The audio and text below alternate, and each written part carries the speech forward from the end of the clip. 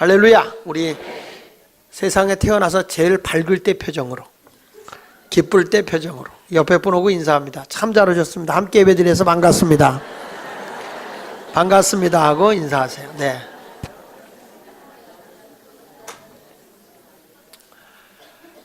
오늘 저는 자유의 사람이라고 하는 제목으로 하나님의 말씀을 증거합니다. 한번 따라해 볼까요? 자유의 사람.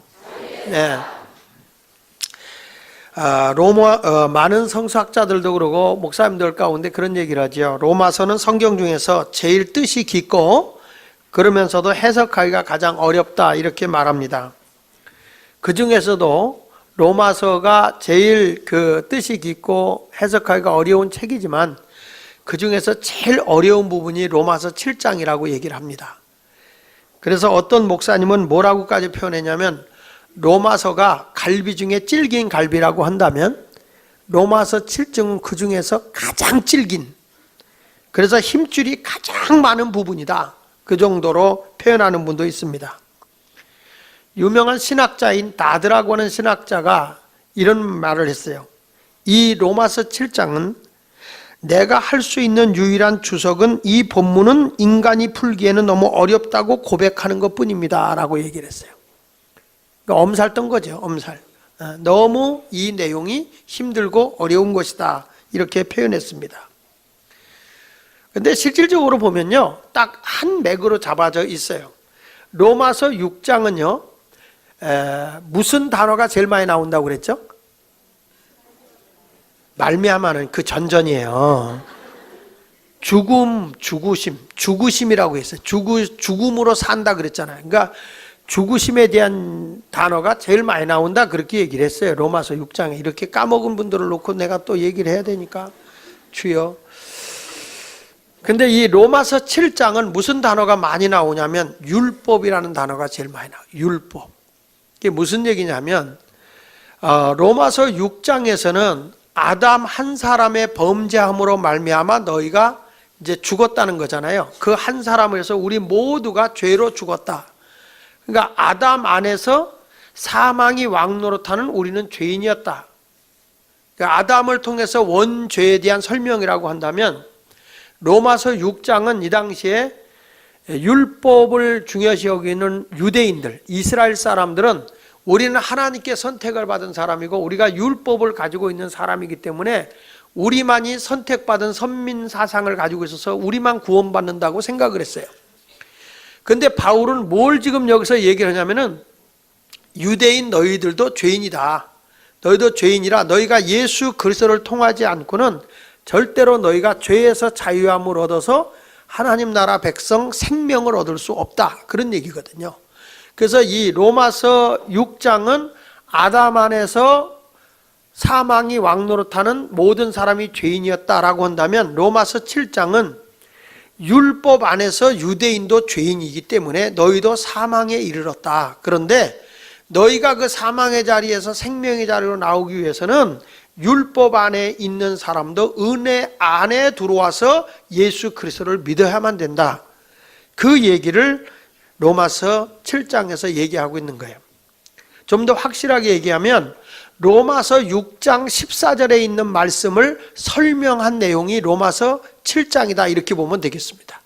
그러니까 로마서 6장 14절을 같이 한번 읽어보면요. 한번 읽어볼게요. 로마서 6장 14절 시작. 죄가 너희를 주장하지 못하리니 이는 너희가 법 아래 있지 아니하고 은혜 아래 있음이라. 그러니까 너희가 법 아래 있지 않는다는 말은 율법 아래 있지 않는 거고 너희가 이제는 은혜 아래 있다. 예수 그리스도께서 내 죄를 위해서 십자가에 죽으셨고 그리고 그분이 부활하심으로 내가 의롭다함을 얻은 것은 내 노력으로 된 게 아니라, 내가 구원받은 것은 내 노력이 아니라 그냥 하나님께서 의롭다 인정을 해 주셔서 그분의 공로로 내가 의로워졌다 그거거든요. 그게 은혜예요. 사실은 오늘 설교 제목을 잡는데 제가 많은 갈등을 했어요. 은혜 아래서로 할까? 자유의 사람으로 할까? 은혜 아래서로 할까? 여러분들이 볼 때는 제목 하나 잡는 거 대수롭지 않게 해도 그거 하나 가지고요 제가 하루를 싸웁니다. 설교 제목을 잡는 거 가지고. 그래서 오늘 은혜 아래서보다는 은혜 아래서 우리가 진정으로 자유를 얻는다. 그래서 자유의 사람이다. 이렇게 말씀을 증거하면서 은혜 속에 사는 성도들이 되시길 축복합니다. 자, 로마서 6장 14절에 보니까 법 아래 있지 않다는 말은 더 이상 율법에 매여 살지 않고 예수님의 은혜 안에서 내가 자유의 사람이 되었다. 그런 얘기예요. 그러니까 오늘 우리 말씀하는 건 7장에서는 이제 율법 아래서는 이제 죽은 우리는 율법 아래서 죽었던 우리를 예수님이 십자가 죽을 때 같이 죽었고 예수가 부활할 때 우리는 은혜의 법으로 다시 살아서 자유한 사람이 된 그런 사람이 그리스도인이다. 그 사람이 바로 나다. 이렇게 얘기하는 거예요. 그래서 오늘 이 말씀이 여러분에게 은혜가 되기를 축복합니다. 그럼 어떻게 우리가 자유의 사람이 될 수 있었느냐? 첫째로는 이 자유는요, 죽음을 통한 자유입니다. 한번 따라합시다. 죽음을 통한 자유이다. 이거를 이해를 잘 못하니까 이걸 비유로 말씀한 거예요. 1절을 읽어보면 그러므로 이제 그리스도 7장 1절에 보면 이렇게 말하거든요. 형제들아 내가 법 아는 자들에게 말하노니 너희는 그 법이 사람이 살 동안만 그를 주관하는 줄을 알지 못하느냐 그랬어요. 자, 여러분들이 이 사회 법을 지킬 때 근로기준법을 지켜요. 근로기준법을. 근데 근로기준법을 지킬 때 죽은 사람도 지키나요? 산 사람만 지켜요. 산 사람만. 그러니까 우리가 이 법이라고 하는 것은 산 사람에게만 해당되는 거예요. 우리가 그 죽은 사람에게 해당 안 됩니다. 여러분 무덤에 가서 있는 사람 시체 파해가지고 재판하는 거 봤어요?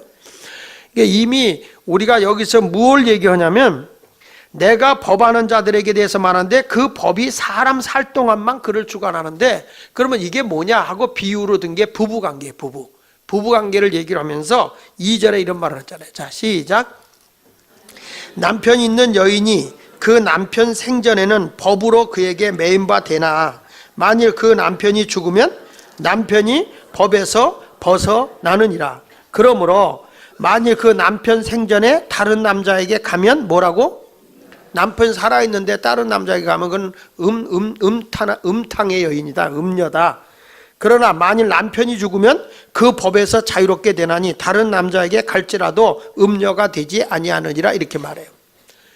여러분 우리가 생각할 때 남편이 있는데 아내가 있는데 딴 여자나 딴 남자하고 지내면 그게 간통죄라고요. 죄예요. 근데 남편이 죽어서 내가 새로 시집간다. 이건 자유하다는 거예요. 그러니까 여러분들이 내가 이웃집 아저씨가 너무 좋다. 그러면요, 두 가지예요. 내 남편이 죽기를 바라든지 아니면 내가 이혼을 하든지. 그래야 자유를 얻는 거니까. 그래서 시집 가야 되니까요. 있음에도 시집 가면 안 되거든요. 전에도 저는 그래서 요즘에 이제 재혼을 한다거나 뭐 한다든지 호적 등본을 띄우게 했던 이유 중에 하나가 제가 할 땐 그걸 띄우게 한 이유가 우리 교회에서 결혼을 한다고 그래가 누가 중매를 해가지고 결혼을 했단 말이에요. 결혼식 하고 신혼여행 갔다 오니까 그 여자의 남편이 나타난 거예요. 그래가지고 뭐 황당했죠. 상처를 너무너무 많이 받은 거예요. 이 남자가. 세상에 어떻게 자기 남편을 속이고 여자가 시집을 와요? 그 참 이해가 안 돼요. 난 아직도 혹시 여기 와 있으면 이해하세요. 아직도 난 이해가 안 돼요. 아직도 이해가 안 돼요. 그 사람이요 어느 교회를 다녔대요. 그러니까 그 교회 다니는 집사가 중앙시장에 있는 사람이 중매를 해줬대요. 혼자인 줄 알고. 혼자인 줄 알고 알았더니 남자가 나타난 거예요. 그랬더니 또 신혼여행 갔다 와서 또 가대? 갔어요. 아직도 안 왔어요. 참 이거는 있을 수 없는 일이거든요. 있을 수 없는 일도 있어요. 그러니까 사람은 사회적 존재로서 그 어느 단체에 소속돼 있잖아요. 근데 내가 어디에 소속이 됐다는 것은 그것에 대한 규율과 법칙을 지키고 따른다는 거잖아요. 내가 대한민국에 살면 대한민국의 규칙과 법을 지켜야 되는 거예요. 그걸 지키지 않으면 안 되겠죠. 근데 오늘 여기서도 부부관계를 비유로 들면서 자, 결혼하게 되면 남편은 아내에게 묶이는 거고 아내는 남편에게 묶이는 거예요. 이게 합당한 법이에요. 이게 두 사람이 마음대로 자유롭게 못해요. 그래서 제가 결혼 주례할 때 그런 얘기 하잖아요. 내가 결혼을 한다는 것은 지금까지의 내가 만날 수많은 남자를 포기한 것이고 그리고 내가 만날 수많은 여자를 포기하고 당신 하나만 택한 거다 이 말이죠. 근데 결혼하고 나서도 뭐 난 남자니까 하고 이 여자 저 여자 찝적대거나 이 남자 저 남자 찝적대면 이거는 안 되잖아요. 이거는 두 사람 부부가 되는 합법적인 것을 이거는 불법으로 만들어 버리는 거니까. 근데 남편이 죽었을 때는 시집을 가도 자유하다 이렇게 얘기하는 거죠. 그러니까 이 뭐냐, 네가 진정한 자유는 죽음으로부터 자유를 얻는 것이다 이렇게 얘기하는 거예요. 자, 그러면 이게서 말하는 게 뭐냐, 여기서 말하는 게 뭐냐면 율법에서 벗어나 내가 자유를 얻으려면 율법 안에서 내가 죄인이었단 말이죠. 율법 안에서 죄인이었기 때문에 예수 그리스도께서 십자가에 죽을 때는 율법의 죄에 얽매인 나를 위해서 죽었다는 거예요. 그래서 예수님이 죽을 때 율법의 구속도 같이 죽었다는 거예요. 그리고 예수 그리스도가 부활할 때 이제 완전히 율법에서 벗어나 나는 새 사람이 되었다 그 말이거든요. 그러니까 자유를 얻은 자가 되었다 이렇게 말하는 거예요. 좀 더 이해를 하기 위해서 죽음과 자유를 얘기하기 위해서 4절을 좀 보겠습니다. 7장 4절에 보니까 이런 말씀이 나와요. 그러므로 내 형제들아 너희도 그리스도의 몸으로 말미암아 율법에 대하여 뭘 당했다고요? 자, 여러분 죄의 삭시 사망입니다. 그러니까 율법으로는 우리의 죄를 알게 되는 거니까 율법이라는 건요. 여기서 계명이라는 게 나오고 율법이라는 게, 여러분 계명 그러면 딱 떠오르는 게 뭐냐면 십계명은 아시죠? 십계명. 십계명이 있는데 여러분들이 그 십계명을 모르는 사람을 위해서 여러분 찬송가 한번 펴봐요. 찬송가 펴보면 십계명이 뒤에 있어. 뒤에 뒷부분에 십계명 나와요. 제일 나 외에 다른 신을 섬기지 마라, 어떤 우상도 만들지 마라, 그 다음에 하나님을 망령되 일컫지 마라, 안식일을 거룩하게 지켜라. 이게 하나님에 대한 계명이요. 그리고 사람에 대한 계명은 부모 공경하라, 살인하지 마라, 간음하지 마라, 도둑질하지 마라, 이웃에 대해 거짓 증거하지 마라, 이웃의 집에 있는 것을 탐내지 마라. 이렇게 10개 계명. 이건 사람에 대한 계명. 이걸 예수님은 두 가지 계명으로 축소를 했죠. 하나님 사랑, 이웃 사랑. 이렇게 두 가지로 축소를 했어요. 근데 이 율법이라는 건 뭐냐면 이 십계명을 보완해서 법적으로 이렇게 강화시켜 놓은 게 율법이야. 예를 들면 안식일을 거룩하게 지켜라 그러면 어떻게 안식일을 거룩하게 지키는 거냐? 그랬을 때 뭐 이러지 마라, 뭐 불 피우지 마라, 뭐 멀리 가지 마라, 무거운 거 들지 마라. 뭐 지금도 그 율법을 지키는 사람들, 그게 이제 미슈나법이라고 얘기하는데, 안식일을 지키는 법 가운데에서 102가지가 있어요. 102가지. 그 짐을 나르지 않는다, 불을 피우지 않는다, 뭐 스위치를 한다, 이런 게 나와요. 그래서 지금도 유대인들은 안식일날 되면 엘리베이터 스위치 못 눌러요. 그러니까 미리 안식일이 오기 전에 스위치를 다 눌러놔요. 층층마다 쓰게. 그러니까 다른 나라 가서 안식일이 왔다 그러면 어떻게 해요? 다른 사람이 눌러줄 때까지 서 있어야 돼요. 이게 율법의 그 당시에 이제 법으로 이렇게 규정을 해놓은 거죠. 그러니까 율법에서 자유할 자가 하나도 없어요. 이 사람들이 안식일 날 TV를 보고 싶으면 안식일이 오기 전에 켜놓고 안 끄는 거죠. 그리고 안식일이 지난 다음에 끄는 거죠. 그러니까 굉장히 형식적이죠. 근데 이런 율법으로는 생각과 마음까지도 다 죄이기 때문에 죄인이 아닌 사람이 없다는 거예요. 그런데 여기 4절에 그러므로 형제들아 너희도 그리스도의 몸으로 말미암아 율법에 죽임을 당했다, 이 말은 예수 그리스도가 십자가에 죽을 때 율법에 의해서 죄인된 나도 같이 죽은 거다 그 말이에요. 지난 주간에는 원죄에 대해서 예수님 죽을 때 같이 죽은 거지만 율법에 대해서도 죽은 거라는 거예요. 그래서 이제 여기 4절에 그 다음에 뭐라고 나오냐면은 이는 다르니 곧 죽은 자 가운데서 살아나신 이에게 가서 그랬죠. 그러면 이 살아나신 이가 누구예요? 예수님이야. 그러니까 율법이 옛 남편이라고 한다면 옛 남편이 죽었어 이젠. 그러니까 옛 남편에 의해서 지배받지 말고 새 남편, 누구? 예수 그리스도의 안에서 자유를 누리라는 거예요. 예수 그리스도 안에서. 그러면 내가 새 남편에게 시집가면 누구 위해 살아야 돼? 그렇지. 옛 남편 계속 생각하고 거기가 있으면 안 된단 말이에요. 그러니까 여기에서 계속 읽어보면 우리가 누구를 위하여? 누구를 위하여? 그리스도 안에서 누구를 위하여? 4절 끝부분에 봐요. 4절. 죽은 자 가운데서 살아나신 이에게 가서 우리가 누구를 위하여? 그렇지. 하나님을 위하여 열매를 맺게 한다는 거예요. 열매. 그러니까 이제는 내가 옛사람의 그 잘못된 죄의 열매를 맺는 게 아니라, 사망의 열매를 맺는 게 아니라 의의 열매를 맺어 생명의 열매를 맺어 거룩한 삶을 살게 되고요. 헌신된 삶을 살고 성결된 삶을 살게 된다는 거예요. 구별된 삶을 산다는 거죠. 그러니까 이제부터는 내가 예수님이 죽을 때 율법으로도 죄인이었던 나도 같이 죽은 거기 때문에 예수가 부활할 때 새 사람으로 내가 산 거다, 이것을 얘기하는 거예요. 완전히 유대인이나 어떤 사람도 예수 그리스도 안에서만이 자유를 얻는 거예요. 자, 여기 보십시다. 5절에도 보니까 이렇게 말하죠. 우리가 육신으로 있을 때에는 율법으로 말미암는 죄의 정욕이 우리 지체 중에 역사하는 우리로 사망을 위하여 열매를 맺게 했다. 이게 무슨 얘기냐면, 율법으로 말미암는 죄의 정욕이, 죄라고 하는 욕심 있잖아요. 자, 보세요. 내가 얼음판을 가다가 이렇게 걸어가다가 빠졌어, 한 발이. 빠졌으면 아이고 빠지네, 그리고 나오면 좋은데 아이고 어차피 빠진 거, 그리고 점점 더 나간다는 거죠. 그러니까 우리가 율법으로 죄를 범하고 나면, 내가 처음에는 조심하다가 딱 죄를 범하고 나면 뭐야, 어차피 죄진 거 뭐. 그러니까 율법은 뭐냐면 용서의 법이 없으니까, 용서가 안 되니까 어떻게 해요? 어차피 뭐 난 틀렸어 그리고 포기하고 점점 죄의 욕심에 빠져든다는 거예요. 그 여러분, 이런 사람 있잖아요. 거룩하게 살고 좀 괜찮게 살다가 신앙에 타락을 하면 교회를 떠난 사람들이 더 타락합니다. 더 타락해요. 그러니까 지금 여기서도 그 얘기를 하는 거예요. 율법으로 말미암아 내가 분명히 죄를 알게 되면 죄의 욕심이, 죄의 정욕이 나를 더 사망의 자리로 가서 더 죄를 크게 짓게 한다는 거예요. 더 부패되게 만든다는 거예요. 6절에 이제는 우리가 얽매였던 것에 대하여 죽었으므로, 율법이 나를 얽어맸었는데, 죄로 얽어맸는데 율법에서 이제 벗어났다는 거예요. 예수 그리스도가 십자가에 죽을 때 너도 율법의 죄의 사람에서 벗어났다는 거예요. 그러니까 뭐냐, 여기 보세요. 이러므로 우리가 영의 새로운 것으로 섬길 것이요. 영의 새로운 것은 성령이라는 거죠. 여러분들, 이게 믿어야 되거든요.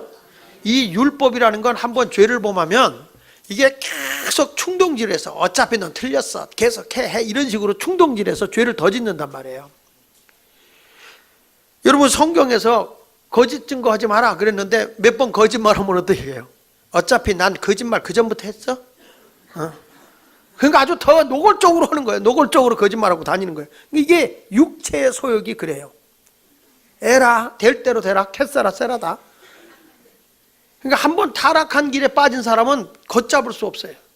세상이 다 그런데 뭐 또 그런 사람하고만 노니까. 노름에 빠진 사람이 왜 노름에 빠지는지 아세요? 다 모이는 사람이 다 그런 사람이니까. 그 사람은 나보다 더한데 뭐, 그러면서 오히려 위로를 받아. 그 사람은 뭐 재산도 날리고 뭐 노름 때문에 두 사람이 헤어졌는데 난 그래도 가정은 있어. 그리고 위로받아. 이게 뭐냐면 더 부패하게 만든 거야. 더 사람이. 그러니까 여기 보십시오. 뭐라고 얘기하냐면, 그러나 이제는 우리가 율법에서 벗어났으니 이러므로 우리가 영의 새로운 것으로 말하는 성령으로 예수 그리스도를 믿는다는 거죠. 그러니까 나는 이제는 죄의 사람으로 살지 않고 의의 사람으로 살게 된다는 거죠. 여러분, 이게요, 믿으려고 해도 안 믿어지거든요. 예수 그리스도께서 나의 허물과 죄를 위해서 십자가에 죽었고 그분이 부활하심으로 내가 의롭다함을 얻었다. 이건 하나님께서 우리에게 정해주신 하나님의 선포예요. 약속이고요. 이거는 믿어야 하나님이 은혜로 주어지는 거예요. 믿어야. 행위로 얻어지는 게 아니라 믿음으로 얻어지는 거거든요. 근데 이게요, 이성적으로 아무리 이해하려도 이해가 안 되는 거예요, 이게. 그러니까 이성적으로 이해가 안 되니까 사람들이 안 믿는 거거든요. 근데 그건 이성적으로 할 게 아니라 그냥 믿으면 돼요. 여러분, 내가 두통이 있어요. 머리가 심해, 아파요. 그러면은 타이레놀이 진통제인 거 아시죠? 모르십니까? 여러분, 아스피린이 진통제인 거 아시죠? 그러면 여러분 머리가 아프다 그러면 뭘 찾아요? 타이레놀이나 아스피린 찾죠? 그냥 먹어요. 그러면 안 아파. 근데 왜 그걸 가지고 왜 이게 안 아픈 거지? 도대체 무슨 성분이 들어가지? 그거 생각하다 혈압 올라 죽었어. 그건 연구하는 사람들에 의해서, 약을 만드는 사람들에 의해서 이건 진통제로 만들었기 때문에 우리는 그냥 믿고 먹으면 돼요. 믿고. 하나님의 법으로 우리를 죄에서 용서해 주고 나를 의롭게 하기 위해서 우리 예수 그리스도 안에서 이 모든 것을 이루었다고 하신 그분이 하나님이세요. 창조주 하나님께서 그렇게 정해준 사실을 우리는 믿음으로 받아들이면 끝나는 건데, 그거를 못 믿고 자꾸 우리들은 내 이성에다 모든 걸 자꾸 호소하려고 그런단 말이에요. 그죠? 그걸 넘어서길 바랍니다. 넘어서길 바랍니다. 할렐루야. 그러니까 여기 성경에서 영의 새로운 곳으로 섬길 것이다, 그 말은 믿음으로 섬기라는 거예요. 그러니까 이게 어떤 분은 와서 그래요. 앉아서, 목사님 저는요 믿으려고 해도 안 믿어진다고. 그거는요 내 힘으로 안 믿어진다니까. 근데 여러분은 굉장히 복받은 분들이에요. 그 모든 게 믿어진다는 자체가 그 복이거든요. 태초에 하나님이 천지를 창조하시냐, 그냥 믿어버려. 그냥 하나님이 창조했다, 누가 가서 그게 다윈의 지라논에 의하여 에이 우린 그거 안 믿어. 다윈의 지라논, 아니 그럼 왜 그동안에 원숭이가 사람 됐다면 왜 지금은 원숭이는 사람이 안 돼? 그때만 되고? 그러면서 우리는 창조주 하나님을 믿어. 개미 한 마리가 진화되는데 200년이 걸린다는데 왜 개미가 중간에 진화되는 과정이 없어? 응? 원숭이가 사람 비스거리 되는 과정이라도 있어야 될 거 아니야? 없어요. 원숭이는 원숭이고 개는 개고 사람은 사람이라 이게 안 돼요. 유전자가 이게 안 맞게 돼 있어요. 이게 믿어. 그럼 믿어야지. 뭘 다윈의 지는 이성적으로 안 돼요. 그게. 그래서 여기 성경에 다음 주에 할 얘기지만 미리 얘기하면 8장 9절에 이렇게 말하는 거예요. 8장 9절에 시작. 만일 너희 속에 하나님의 영이 거하시면 너희가 육신에 있지 아니하고 영에 있나니, 누구든지 그리스도의 영이 없으면, 그래서 그러니까 성령이 하나님의 영이 내게 오지 않으면요 안 믿어진단 말이야. 그리스도의 사람이 안 된다고. 그러니까 여러분이 믿는다는 자체는요 벌써 하나님의 큰 은혜를 입은 거예요. 단순한 겁니다. 믿으면 됩니다. 안 믿고 사는 것보다 믿는 게 낫습니다. 자식이 나한테 와서 아빠가 나 낳았어? 이러면요, 아빠가 진짜 나의 친아빠야? 이러면 이거 심란합니다. 낳았다 그러면 믿으면 되지. 그 아빠 좀 나하고 같이 머리카락 갖고 와서 DNA 조사 좀 하면 안 될까요? 그냥 나가서 살라고 그러는 게 나아. 나가서 하라. 그거 믿고 사는 게 좋은 거예요. 여러분들도 오늘 말씀을 통해서 내가 자유함을 얻는다는 사실을 믿으시기 바랍니다. 그러니까 율법이 나를 죄로 얽매여 본다니까, 율법은 뭐 하는 거냐면 로마 3장 20절에 보면 죄를 깨우쳐 주는 거거든요. 율법이 오기 전에는 죄가 죄인 줄을 몰랐어요. 근데 율법이 오니까 죄가 뭔지를 알죠. 여기 성경 보십시다. 7절에 우리들 오해할 수가 있잖아요. 그러면 그런즉 우리가 무슨 말 하려? 율법이 죄냐? 율법이 나쁜 거요? 여기 봐요. 그럴 수 없다 그랬으면 그건 여러분이 읽어봐. 무슨 말이에요? 율법이 죄냐? 그럴 수 없느니라. 율법으로 말미암아 내가 죄를 알지 못하였으니 그 율법이 탐내지 말라 하지 아니하였다라면 내가 탐심을 알지 못했다. 하나님의 법으로 너 탐심하지 마. 너 이웃의 것을 탐내지 말라.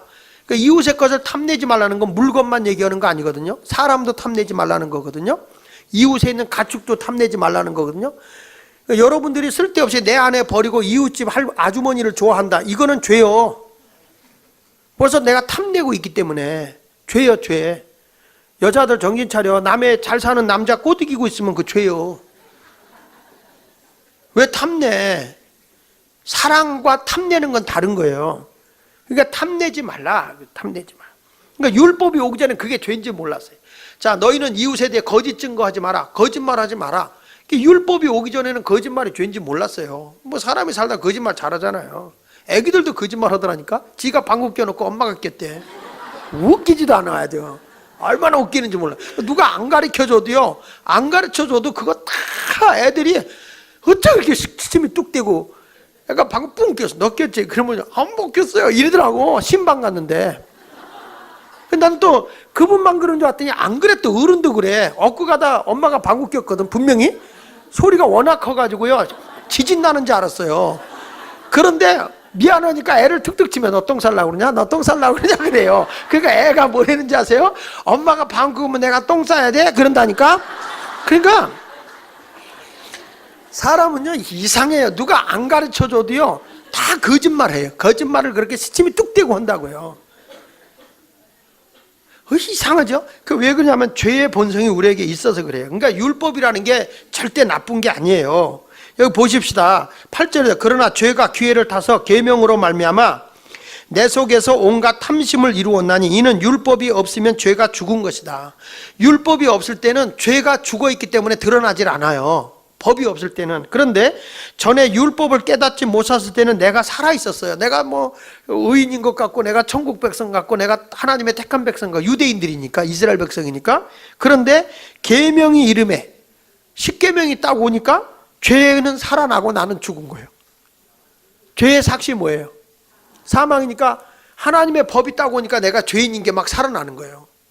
그렇잖아요. 교회 다니다가도 보면 처음에는 죄인지 몰랐어요. 근데 말씀을 듣다가 어느 날 성령님이 나의 죄를 막 깨우쳐 준다고요.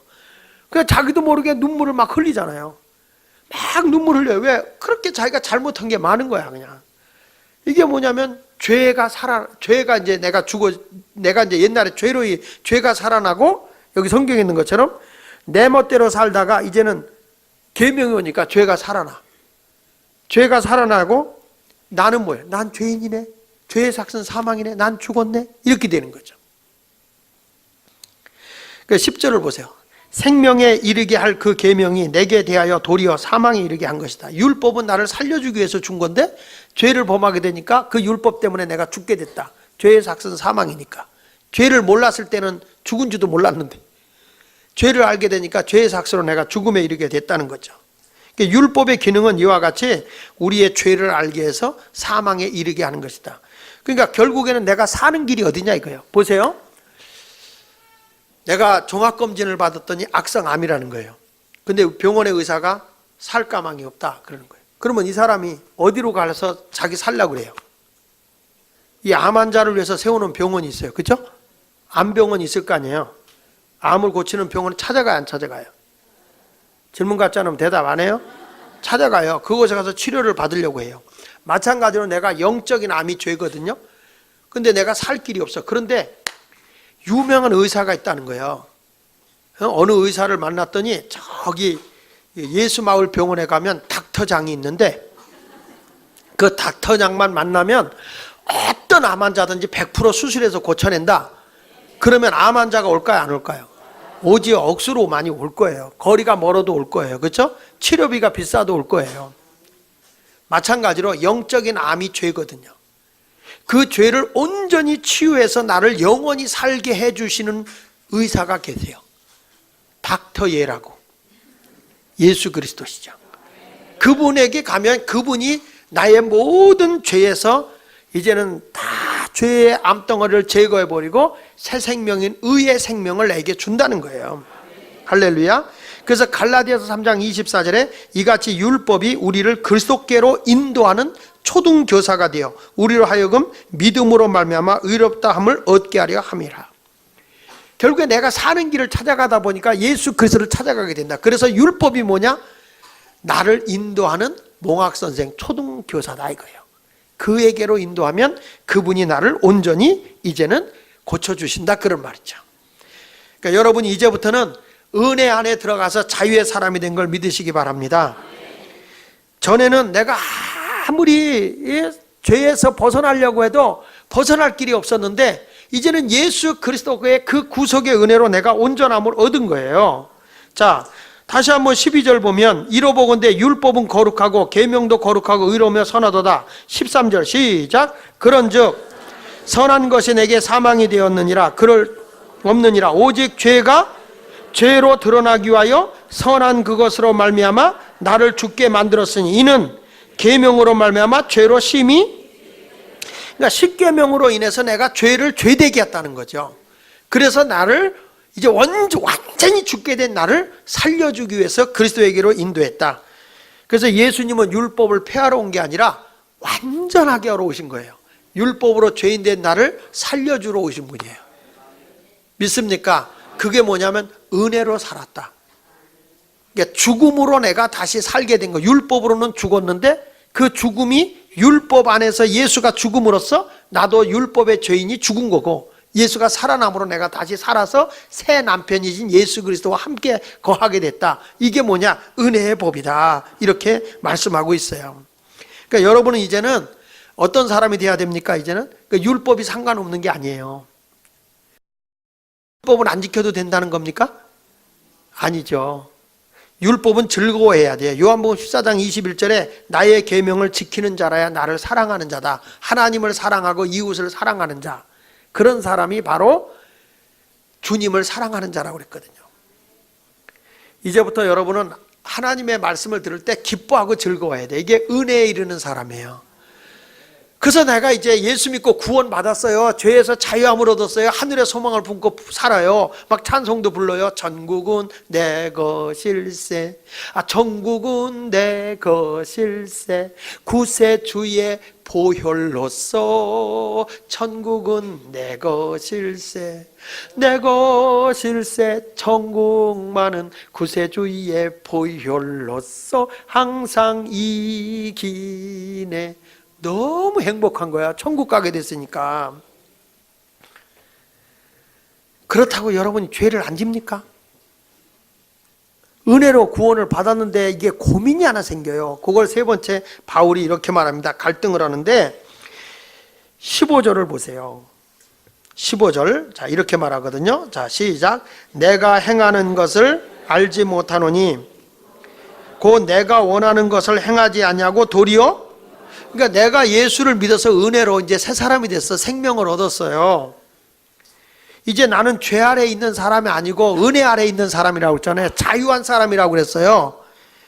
그런데 자꾸 내 마음은 선하게 살고 싶은데 어디 그러나 내 마음이 자꾸 나도 모르게 죄 짓는 거예요. 갈등이 오죠. 16절 다시 읽어보세요. 시작.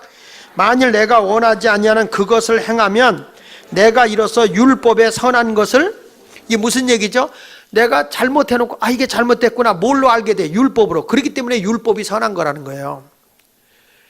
잘못된 걸 밝혀주니까. 악한 것끼리 모이면 악한 걸 모르거든요. 선이 있을 때 악이 뭔 줄 알게 되는 거지. 그래서 율법은 선한 거다. 그래서 17절에 이제는 그것을 행하는 자가 내가 아니여 내 속에 뭐라고요? 거하는? 그러니까 내가 선하게 살고 싶은 마음은 간절한데 나도 모르게 자꾸 악한 행동을 한다는 거예요. 죄를 진다는 거예요. 그걸 왜 그러냐면 내가 예수님의 은혜로 죄에서 용서를 받았어도 내 안에 뭐가 있냐면 죄의 뿌리가 남아있다는 거예요. 죄의 근성이 남아있다니까. 죄의 근성이 남아있기 때문에 내가 원하는 대로 가지 못하고 겉사람을 따라간다는 거예요. 자, 보세요. 18절에도 내 속고 내 육신에 선한 것이 거하지 아니하는 줄을 아노니 원함은 누가 있어? 나의 소망이 뭐라는 겁니까? 내가 원하는 소망은 선한 거예요. 내가 원하는 건 선한 것인데, 그런데 내게 있으나 선을 행하는 것은 없다는 거죠. 나는 선하게 살고 싶은데 자꾸 선을 행하지 못해. 왜 그래요? 19절 크게 같이 읽어봅니다. 시작. 내가 원하는 바 선은 행하지 아니하고 도리어 원하지 아니하는 바 악을 행하라. 왜 그래요? 왜 그래요? 20절 나오잖아요. 만일 내가 원하지 아니하는 그것을 하면 이를 행하는 자는 내가 아니여 내 속에 거하는 뭐라고? 그러니까 죄성이 나를 그렇게 만든다는 거예요. 죄성이. 참 안타까워요. 내가 예수 믿고 구원 받았거든. 천국도 가게 됐고 막 내가 은혜의 복으로 자유함을 얻었잖아요. 에베소 2장 8절에 너희가 그 은혜로 인하여 믿음으로 말미암아 구원을 얻었나니 너에게서 난 것이 아니고 하나님의 선물이라 그랬거든요. 그러면 예수 안에 사는 사람이 참 진실하고 거짓됨이 없이 살아야 되는데 얼마나 거짓됨이 많고 예수 믿는 사람 가운데도 잘못하는 사람 많잖아요. 목사도 가운데도 나쁜 놈 많아요. 저도 안 드러나서 그렇지. 여러분들은 뭐 내숭 떨고 앉아서 뭐 남을 비판하고 있지만 여러분은 솔직한 얘기로 뭐 다 있어요. 왜냐하면 나의 죄성이 아직도 죄의 뿌리가 내 속에 있기 때문에 나도 모르게 그게 나온다니까.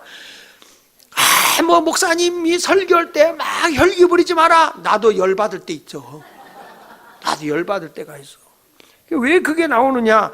아직도 내 속에 죄가 거하고 있다는 거죠. 자, 보십시오. 바울이요 너무너무 갈등을 하는 거야. 21절에도 그러므로 내가 한 법을 깨달았노니 그 선을 행하기 원하는 나에게 뭐가 함께 있다? 선하게 살고 싶은 마음은 다 있는데 나도 악이 있어요. 여러분 보세요. 술 좋아하는 사람은 술 마시지 마라 그래 보세요. 나는 마시기 싫다 이거요. 근데 보면 이게 안 된다는 거예요. 이게 왜 그냥 죄성이 있어서 그래. 죄성이. 자, 22절에 바울이 이런 얘기예요. 내 속사람으로는 하나님의 법을 즐거워해.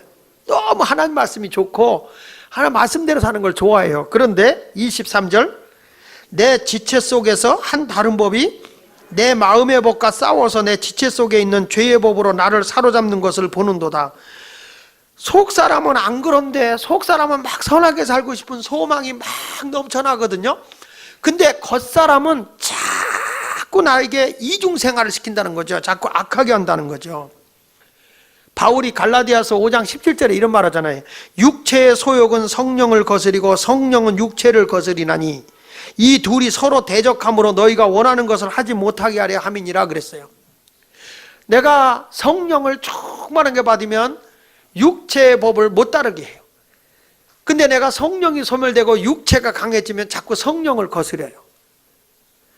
그래서 막 그래요. 야, 교회에서 목사님 말씀처럼 살면 넌 망한다, 망해요. 이래요.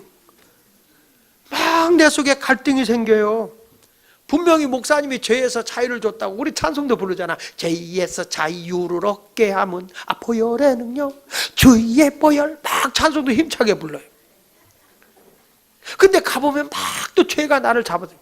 그러니까 바울이 멋있게 고백을 해요. 24절에 오호라 나는 뭐한 사람이로다. 이 공고한 사람이라는 게 한마디로 뭐냐면 피곤하다 이거예요. 피곤하다. 그러니까 여러분이 너무 내적으로 내가 양심에 찔리니까 교회 가고 싶지가 않은 거야. 부담이 되는 거야. 교회 가서 목사님 설교 될 땐 선하게 살아야 되겠는데 막상 세상에 나가서 살려보니까 이게 안 되잖아요. 찬송가는 주 없이 살 수 없네 죄인의 구주여. 그게 예배당 안에서는 되거든요. 주 없이 살 수 없어요. 근데 문 열고 딱 나가면 돈 없이 살 수 없네 이렇게 돼버리거든요. 당장 돈의 문제가 걸리는 거예요. 이게 환경이. 이게 내 속에서 막 갈등이 생긴다니까요. 또 우리 목사님 또 우리 교회 중개축 한다는데 이것도 건축원금 하나도 없고 헐 돈은 없고 막 내 성에서 오호라 나는 피곤한 사람이로다. 그러면서 막 갈등이 생기면서 가면서 교회 지어놓고 오면 편안하지 않을까?